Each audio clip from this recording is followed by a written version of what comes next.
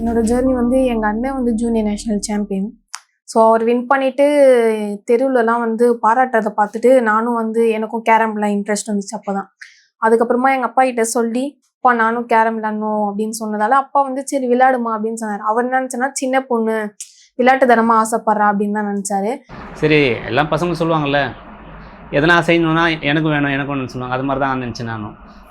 படிப்படியாக பார்த்தா காஜிமா வந்து கொஞ்சம் அதில் ஃபோக்கஸ் ஜாஸ்தியாக பண்ண ஆரம்பிச்சிட்டாங்க. அப்துல் ரஹ்மானோட அவங்க வந்து சேர்ந்து விளையாடும்போது அவங்களுக்கு வந்து சின்ன வயசுலேயே வந்து கொஞ்சம் அந்த மெச்சூரிட்டி கேம் வந்துச்சு. அப்படியே அவங்கள கொண்டு போனோடனே ஃபஸ்ட்டு மேட்ச்லேயே வந்து டிஸ்ட்ரிக்ட் லெவலில் வின் பண்ணாங்க. ஸ்டேட்டில் போயிட்டு ரன்னர் வந்தாங்க. அப்புறமா நேஷ்னல் போனால் நேஷ்னலில் ரன்னர் வந்தாங்க. அவங்க மேலே நம்மளுக்கு கொஞ்சம் நம்பிக்கை ஜாஸ்தி ஆகிடுச்சு. சரி காஜிமாவுக்கும் ட்ரெயின் பண்ணால் நல்ல ஒரு எதிர்காலம் இருக்குது அப்படின்ட்டு நிறைய பேர் சொன்னாங்க. இந்த பொண்ணை விட்றாதீங்க, நல்லா விளாட்றா, நல்ல ஃபோக்கஸ் இருக்குது, நீங்கள் அதே கண்டினியூ பண்ணோன்னே இன்றைக்கி வந்து ஒரு வேர்ல்டு சாம்பியனாக வந்து நிற்கிறாங்க.